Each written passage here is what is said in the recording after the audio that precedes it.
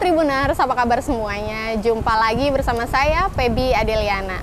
Tribuners, hari ini kita lagi ada di Fakultas Keguruan dan Ilmu Pendidikan Universitas Kristen Indonesia atau UKI, tepatnya di Prodi Bimbingan dan Konseling. Nah, ini ngomong-ngomong soal Prodi Bimbingan dan Konseling, kita mau mengenal lebih jauh kira-kira ada apa saja, proses pembelajarannya seperti apa. Nah, untuk bahas tentang ini, kita sudah ada narasumber. Hari ini ada Bapak Andreas Rian Nugroho selaku Kaprodi dari Bimbingan dan Konseling di UKI nih. Halo Pak Rian. Halo Mbak Feby. Apa kabar? Puji Tuhan baik. Mbak Feby, sehat? Baik, Alhamdulillah. Pak Rian, ini bisa dijelaskan nggak sih terkait Prodi Bimbingan dan Konseling ini kurang lebih seperti apa, Pak? Baik, saya jelaskan. Jadi bicara tentang berdirinya, program studi bimbingan dan konseling itu lahir di tahun 1986, sudah cukup tua, Mbak. Waktu itu namanya adalah jurusan Psikologi Pendidikan dan Bimbingan. 10 tahun kemudian berubah nama menjadi Program Studi Bimbingan dan Konseling dan nama itu bertahan sampai sekarang. Kemudian terkait dengan akreditasi, akreditasi kami saat ini adalah baik sekali, kalau dulu namanya B. Kemudian dari struktur dosen tetap Program Studi Bimbingan dan Konseling itu ada 6 dosen, di mana 2 diantaranya itu berprofesi sebagai konselor, kemudian 1 psikolog. 1 psikolog. Ya, berarti sudah betul. cukup lama tadi dari 96 ya Pak ya? Betul. Jadi memang ada regenerasi lah Mbak, waktu itu ada dosen-dosen sebelumnya, kemudian kamilah ini dosen-dosen baru yang lebih energik begitu. Baik. Ya Pak Rian, kan kalau bicara Prodi Bimbingan dan Konseling mungkin tidak hanya ada di UKI, tapi juga ada di kampus-kampus lain. Sebetulnya apa sih Pak yang menjadi unggulan Prodi Bimbingan dan Konseling di UKI dengan yang lain Pak? Baik. Terkait dengan unggulan program studi bimbingan dan konseling FKIP UKI, memang kami tidak bisa lepas dari visi misi kami, di mana dalam visi misi kami jelaskan yang menjadi fokus kami adalah terkait dengan bidang bimbingan dan konseling, kemudian manajemen bimbingan dan konseling, dan juga bimbingan bagi anak berkebutuhan khusus. Nah, bimbingan bagi anak berkebutuhan khusus itu menjadi unggulan kami yang pertama, Mbak Feby. Nah, nanti saya akan ajak, kalau kita punya kesempatan jalan-jalan, saya akan ajak Mbak Feby menuju sekolah Golden Kids. Kita jumpa dengan kepala sekolahnya. Di situ nanti Mbak Feby bisa punya gambaran tentang sekolah Golden Kids kan, karena memang itu keunggulan kami yang pertama. Kemudian terkait dengan kurikulum, kami menerapkan kurikulum KKNI Mbak, yang disesuaikan dengan kurikulum MBKM yang dicanangkan oleh Mas Menteri. Nah, dalam kurikulum tersebut, karena kami sudah menyesuaikan dengan kurikulum MBKM, puji Tuhan banyak mahasiswa kami yang sudah lolos dalam program MBKM itu, antara lain masuk dalam program kampus mengajar, kemudian pertukaran mahasiswa mengajar. Nah, ini tersebar di seluruh Indonesia, Mbak. Bahkan yang terakhir, salah satu mahasiswa kami, PMM, itu lolos di sebuah universitas pendidikan Muhammadiyah di Sorong. Jadi memang perpaduan antara kurikulum KKN ini dengan kurikulum MBKM ini memberi kesempatan kepada mahasiswa untuk lebih mampu mengeksplorasi begitu. Tidak hanya belajar di kampus, tapi langsung belajar di luar, bisa menjadi lebih dekat dengan pekerjaan, lebih punya wawasan juga, pengetahuan BK dari kampus yang lain begitu. Berarti Jadi, tadi lebih anak-anak mahasiswa di sini mempelajari salah satunya yang menarik adalah anak berkebutuhan khusus, betul, begitu ya Pak ya? Betul. Oke, Pak, ini kita kan kalau dibahas lebih jauh bimbingan dan konseling, sebetulnya prospek kerjanya sendiri mahasiswa di sini itu seperti apa Pak? Oke, bicara tentang prospek kerja dari mahasiswa kami, puji Tuhan, para alumni sebelum dinyatakan lulus sudah mendapatkan banyak tawaran pekerjaan, begitu. Nah, kemudian sesuai dengan profil lulusan prodi bimbingan dan konseling, mahasiswa kami mayoritas itu menjadi guru bimbingan dan konseling. Jadi tidak hanya guru bimbingan dan konseling bagi sekolah reguler, tapi guru bimbingan dan konseling bagi anak berkebutuhan khusus. Kemudian alumni kami juga banyak yang melanjutkan program pasca sarjana, baik magister maupun doktoral. Kemudian mahasiswa kami, alumni kami juga ada yang menjadi konsultan pendidikan, kemudian trainer. Barangkali Mbak pernah punya pengalaman mendapatkan outbound di suatu tempat, begitu ada pelatihnya. Nah, salah satu profil lulusan kami adalah itu, sebagai trainer itu. Berarti sebetulnya cukup beragam juga ya Pak ya? Betul, betul. Nah, ini yang menarik tadi adalah mempelajari anak berkebutuhan khusus. Ini kan tentunya bukan hal yang mudah ya Pak ya, dan Betul. ini ada di UKI.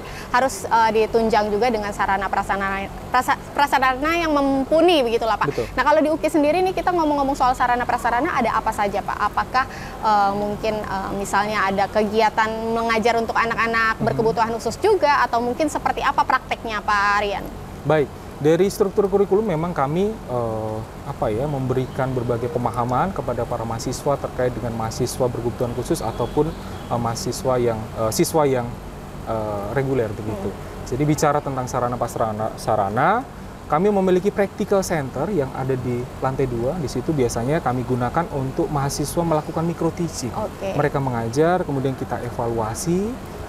Kemudian ada laboratorium untuk praktik konseling individual dan juga praktik konseling kelompok, dan yang terakhir adalah laboratorium klinis. Nah, itu yang tadi sempat saya singgung terkait dengan Golden Kids, itu adalah laboratorium klinis. Kemudian dalam struktur kurikulum tadi, mahasiswa akan memasuki laboratorium itu semua, Mbak.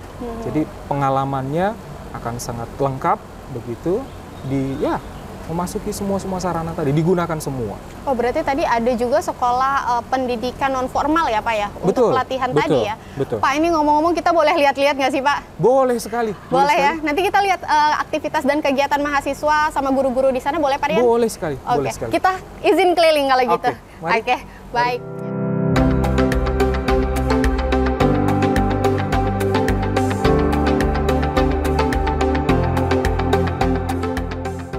Mbak Feby, gimana? Perjalanan lumayan jauh, hampir 1 kilo loh Mbak. Dari tempat kita tadi ngobrol di taman sampai di sini. Capek? Lumayan Pak, tapi ini seger, banyak pohon-pohon. Iya ya, nah itulah keunggulan kami salah satunya. Jadi memang, ya karena universitas kami hampir 70 tahun Mbak. Oke. Nah itulah, jadi pohon-pohonnya pun juga sudah besar. Nah, Mbak Feby, kita sudah mendekati gedung sekolah Golden Kids. Di sebelah sini kita bisa lihat ada taman bermain. Kemudian inilah gedung Golden Kids. Ini yang tadi Bapak sudah jelaskan juga ya? Betul. Nah, nanti saya akan pertemukan Mbak Feby dengan Ibu Evi Deliviana MC Psikolog. Nah, beliau selaku kepala sekolah dan juga dosen tetap program studi bimbingan dan konseling. Oke. Nanti kita boleh lihat langsung ke dalam aktivitasnya ngapain aja Pak? Boleh sekali, nanti lihat semuanya lah Bu. Oke, kita langsung aja yuk Pak. Oke, mari. Mari Mbak Feby. Jadi kita masuk karena tadi saya sudah janjian bersama Bu Evi. Nah, kita saat ini ada di ruang tamu sekolah. Ini lobinya. Kemudian di sebelah kiri, nah ini ada kantor guru dan ruang konsultasi. Ya, betul, tempatnya di sini. Oh, ini guru-gurunya lagi pada tugas. Halo betul. Bu, izin ya Bu. Betul. Oke. Baik. Lanjut, di sini ada ruang kelas. Nah, disitulah Bu Evi dan juga Bu Ivo sudah menanti. Nanti Mbak Feby bisalah menggali lebih dalam. Boleh begitu ya. Aku ngobrol-ngobrol nanti karena aku juga masih penasaran nih Pak tentang kegiatan di Golden Kids ini. Oke, kalau gitu aku boleh langsung ke Bu Evi. Siap. Terima kasih Pak Rian. Sama-sama, silakan.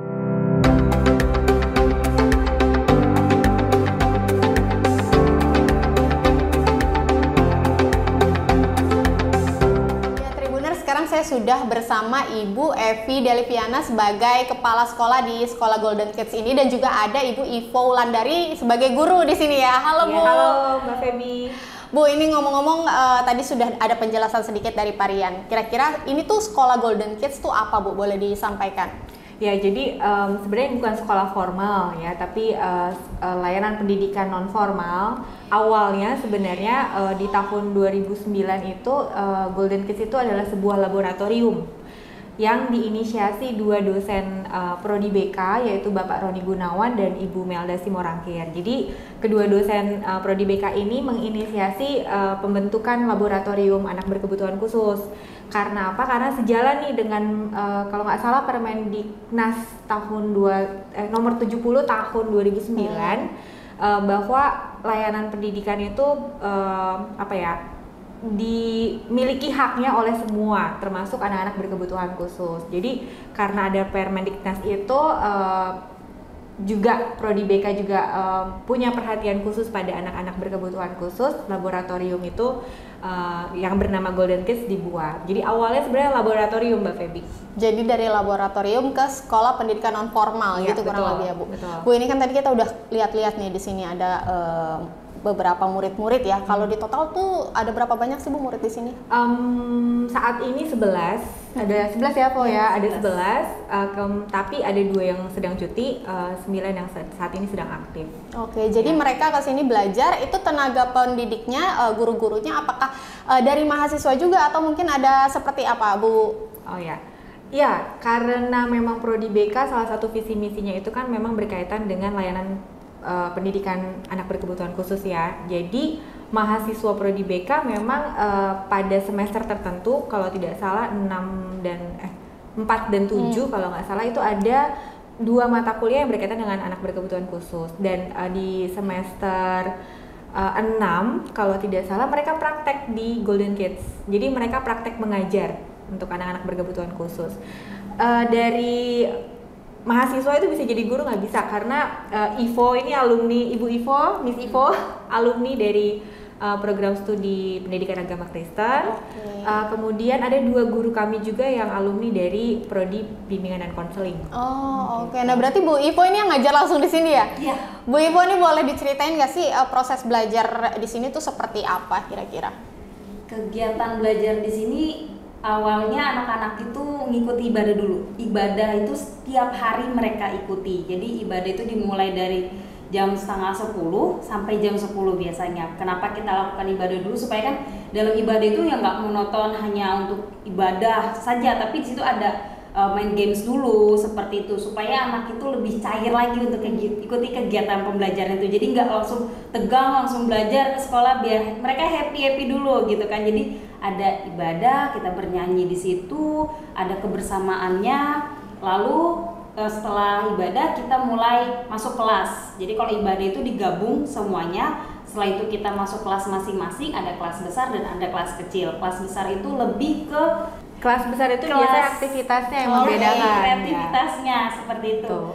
Dan kalau kelas kecil itu di sini lebih ke kreativitas juga sih, tapi kalau di kelas besar itu sudah lebih mandiri ya. Sudah lebih mandiri seperti itu. Nah, masuk kelas, habis itu jam 12 mereka baru istirahat, dilanjutkan lagi jam 1 sampai jam 2 mereka pulang, seperti itu. Berarti yang membedakan adalah kegiatannya ya. Ini ngomong-ngomong nih udah dipajang beberapa, ini hasil karya anak-anak di sini juga atau seperti apa nih Bu? Betul, ini hasil karya dari anak-anak yang kami bina, dari kelas kecil dan kelas besar ya. Ada seperti lukisan ya, itu dari kertas koran, kemudian ditempel di cat. Mungkin Miss Ivo bisa jelaskan lebih detail, Miss Ivo, hasil karyanya. Ya, kalau yang di atas itu yang gambar pohon itu kelas kecil yang buat. Jadi di mana dia gambar polanya dulu untuk buat batangnya, habis itu dia tap-tap pakai cat air dan busa seperti itu, ditep-tep, baru dibingkainya dibuat dari bubur kertas. Oh, ini dari bubur kertas ya? Ini sama ya berarti ya? Itu sama, cuman itu belum dikasih warna. Lalu talinya di atas juga itu anak yang buat sendiri, jadi semacam menyulam gitu. Dan kalau yang di bawah karyanya kelas besar, ini membuat keset. gitu. Ini ya hasilnya ya? Iya, seperti itu. Jadi ini memang beda dari kelas kecil dan kelas besar. Tapi kalau kita lihat secara pembelajaran itu sebetulnya bedanya kelas kecil dan kelas besar tadi kan dari kreativitasnya juga beda ya. Tapi sebetulnya apakah umur juga membedakan atau kemampuan mereka yang membedakan atau seperti apa sih Bu? Ya, yang membedakan mereka kenapa ada kelas besar, kelas kecil sebenarnya kondisi. Jadi kondisi kebutuhan dari setiap anak-anak ini kan beda satu dengan yang lain ya. Jadi level pencapaian mereka itu sudah sampai mana. Kalau kelas besar biasanya secara kemandirian, kemudian juga komunikasi itu sudah lebih lancar dibandingkan dengan kelas kecil. Kelas kecil itu masih butuh pendampingan yang lebih intens gitu. Jadi materi pembelajaran juga disesuaikan dengan bagaimana kondisi setiap anak. Gitu. Kita di sini belajarnya dengan menggunakan PPI ya, pendekatan program pembelajaran individual. Jadi nanti guru-guru akan melakukan assessment awal, jadi memetakan nih setiap anak ini kondisinya bagaimana, pencapaian yang dimiliki itu seperti apa, baru mereka akan guru-guru akan buat PPI itu. Yang PPI itu tuh sebenarnya program belajar ya harian yang nanti disesuaikan dengan level anak ini kemampuannya sudah sampai mana begitu. Baik Bu, ini tapi mumpung masih di sini nih aku penasaran dan Tribuners di rumah juga mungkin pengen tahu banyak. Sebetulnya mungkin dari Bu Ivo yang bisa jelaskan. Sulit nggak sih mengajar sekolah pendidikan non formal seperti ini? Mungkin boleh di-share, apalagi kan nanti mahasiswa juga belajar, diarahkan untuk bisa membimbing anak-anak berkebutuhan khusus. Kira-kira tantangannya seperti apa Bu? Yang jelas kalau mengajar anak berkebutuhan khusus itu perlu hati ya, perlu kesabaran yang lebih lagi kalau ngajar anak-anak ini, karena kan kita kalau berhadapan sama orang normal aja ya butuh sabar, apalagi ini khusus gitu, kesabarannya juga khusus juga untuk mendidik mereka. Jadi yang paling penting itu ya hati kita, kalau kita memang siap untuk melayani mereka, kita siap untuk mendidik mereka, ya pastinya bisa. Terlepas dari kita sudah punya pengalaman atau basic dasar untuk pengetahuan tentang anak-anak ABK ini gitu. Tapi yang paling penting adalah sikap hati kita. Kalau kita memang benar-benar punya hati untuk anak-anak ABK ini, pastinya kita bisa mendidik mereka. Dan setelah itu baru kita bisa mengikuti, seperti WFI mengarahkan kita untuk ikut pelatihan seperti itu, untuk lebih mengenal lagi pengetahuan tentang anak-anak ABK ini, karena kan ABK itu banyak jenisnya dan kita punya caranya masing-masing lagi untuk menangani setiap anak-anak ini gitu. Jadi anak yang slow learner itu bagaimana cara mendekatinya, anak yang ADHD bagaimana cara mendekatinya, pokoknya setiap anak itu punya caranya masing-masing seperti itu. Jadi setiap anak berkebutuhan khusus itu kan beda-beda ya, sesuai dengan kondisi mereka. Nah, kalau yang di Golden Kids ini kira-kira yang seperti apa, Bu? Ada anak kebutuhan khususnya apa saja? Seperti apa? Beragam, ada yang anak dengan ASD, Autistic Spectrum Disorder, ada yang dengan anak dengan slow learner. Jadi kemampuan dia untuk mempelajari sesuatu itu harus lebih lambat dibandingkan anak-anak seusianya gitu. Terus ada juga cerebral palsy, anak dengan cerebral palsy, kemudian anak dengan apa lagi, Vo? Ya itu, itu tiga itu yang memang saat ini. Tapi ada. Memang cukup beragam ya kondisinya. Cukup beragam ya, kondisinya. Oke Bu, ini satu lagi saya mau tanya nih. Kira-kira apa sih Bu keunggulan dari Golden Kids ini? Apakah dari anak-anak tadi sudah diberikan pembinaan, melatih kreativitas mereka? Apakah mereka juga diarahkan untuk ikut lomba atau mungkin punya prestasi juga di luar? Seperti apa? Ya. Ngomong-ngomong mengenai prestasi gitu ya, kita baru bulan lalu sebenarnya salah satu anak dari Golden Kids itu meraih juara 3 pada kategori vokal atau lomba bernyanyi usia 7-12. Ya, 7-12 tahun begitu. Jadi yang diselenggarakan di Plaza Cibubur. Jadi itu prestasi yang baru akhir-akhir ini anak kami terima. Tapi kalau ngomongin keunggulan, sebenarnya keunggulan kami itu pertama kalau dari segi program kami unggulannya itu kita tidak kan di Golden Kids ini pembelajaran itu 30% materi, 70% praktek. Oke. Ya, karena apa? Karena tujuannya itu adalah untuk mengembangkan kemandirian dan kecakapan hidup. Karena kita tahu bersama ya, kalau anak-anak berkebutuhan khusus itu banyak sekali orang tua yang bingung nanti masa depannya akan bagaimana gitu. Karena dianggap bisa bekerja nggak ya, bisa menghidupi dirinya sendiri nggak ya. Makanya kita berusaha untuk melengkapi itu supaya nanti setelah anak-anak di sini setidaknya mereka bisa membantu dirinya sendiri, seperti misalnya menjaga kebersihan diri sendiri, kemudian menghasilkan sesuatu yang mungkin nantinya bisa dijual. Karena di sini ada kewirausahaan ya, Fo ya. Seperti misalnya buat keset ini bisa dijual. Oh, ini nanti dijual? Iya. Oke. Nanti akan dipamerkan dan juga kita sudah mulai akan menjual hasil karya dari anak-anak. Jadi mereka juga belajar untuk kewirausahaan. Oke. Nah, itu beberapa memang program unggulan dari Golden Kids. Nah, tapi di samping itu kami juga bisa nyatakan bahwa sebenarnya secara matematis biaya untuk sekolah di sini jika dibandingkan dengan yang lain yang ada di sekitar UKI itu menurut saya sangat terjangkau ya, karena dengan fasilitas, dengan program yang sudah sedemikian rupa yang hampir sama dengan pendidikan non formal yang setara dengan ini, itu biaya pendidikannya sangat murah di sini. Oke. Begitu, dengan kualitas guru yang selalu kami jaga dengan tadi ya, guru-guru setiap tahun itu pasti mengikuti pelatihan. Begitu. Artinya tadi tidak hanya dilatih untuk kreatif ya, tapi juga mereka dilatih untuk mandiri dan berani. Betul. Begitu ya. Baik Bu Evi, Bu Ivo, terima kasih banyak, aku udah dikasih kesempatan buat lihat-lihat karena Pak Rian nungguin di luar. Oke. Ya, terima kasih banyak ya Bu.